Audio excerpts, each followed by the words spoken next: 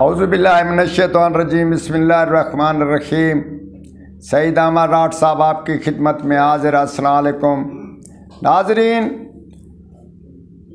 دنیا آپس میں ایک دوسرے کے ساتھ چل رہی ہے، مگر کچھ لوگ، سادہ لوگ، ایمان والے لوگ، وہ بہت ہی دھوکہ کھا رہے ہیں کسی نہ کسی بنا پر، یا کسی نہ کسی وقت یا کسی موڑ پہ جا کر اس کو بہت ہی نقصان پہنچتا ہے اور وہ دکھ میں، تکلیف میں پڑ جاتے ہیں۔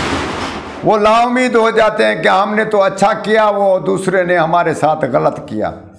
اسی ترکیب میں ایک چیز ہم آپ کو بتاتے ہیں کہ ایمان بھی رکھنا چاہیے، دوستی بھی رکھو، کاروبار بھی کرو، شراکت بھی کرو، مگر ایک چیز جو ہم بتا رہے ہیں وہ اپنے ذہن میں ضرور رکھیں کہ انسان کی پہچان اور انسان کا تعلق ضروری رکھنا چاہیے، کہ تعلق بھی رکھتے ہیں، انسان کی پہچان بھی ہے۔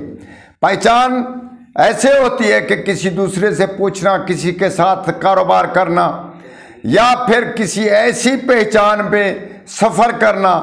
3-4 ہمارے احادیث میں بھی ہے، بزرگوں کا بھی کہنا ہے، مگر ایک چیز ہم آپ کو بتا رہے ہیں کہ آپ فوراً اسی وقت، جس وقت آپ دیکھیں گے، اس کو پہچان لیں گے کہ انسان کون سا ہے، اس کی نیت کون سی ہے، یہ اچھا ہے برا ہے۔ ہم آپ کو بتا رہے ہیں کہ انسان پردے میں بیٹھا ہے اور منہ چھپا کر بیٹھا ہے یا کسی حالت میں بیٹھا ہے، آپ اس کی آنکھوں پہ کیا ساری کر سکتے ہیں کہ یہ انسان اچھا ہے یا برا ہے۔ ہم آپ کو بتاتے ہیں کہ اگر انسان کی آنکھیں باہر تھوڑی نکلی ہوئی اور تھوڑی سی سرخ اور شوخ نظر آئیں، وہ انسان دغاباز ضرور ہوگا۔ اور دوسری طرف اگر یہ نشانی اس کی نہیں، دوسری نشانی یہ ہوگی کہ انسان کی آنکھیں تو برابر ہیں مگر وہ اندر میں دھنسی ہوئی ہیں، تب بھی وہ فریب، مکر اور مکر والا ضرور ہوگا۔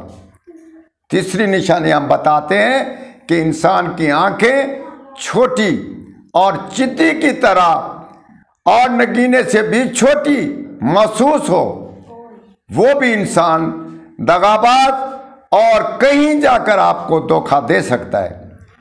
تیسری نشانی ہم آپ کو بتاتے ہیں کہ وہ انسان جو بار بار آنکھوں کو جھپکائے، اس کی پلکیں ایک ساتھ میں چھپک چھپک کر کرتی رہیں، وہ انسان مکر و فریب والا ضرور ہوگا۔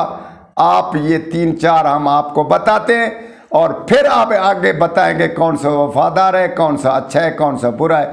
مگر ان 4 آنکھوں والوں سے ایک اور والا انسان جو کبوت آنکھ والا ہے، جس کی کچی آنکھ ہے، بلی کی نمونے کی مانند آنکھ ہے، اس کی شکل بلی کی آنکھوں جیسی ہے، کبوت اس کو بولتے ہیں، اس سے بھی بچ کر رہے۔ وہ تو بہت ہی عیار اور بہت ہی دغاباز انسان ہے۔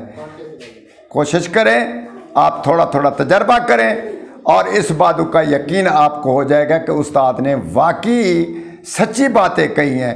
انشاءاللہ تعالیٰ آپ خود بھی ان سے بچیں گے اور دوسروں کو بھی اس کی تلقین فرمائیں گے اور ہمارے حق میں دعا کریں گے۔ والسلام۔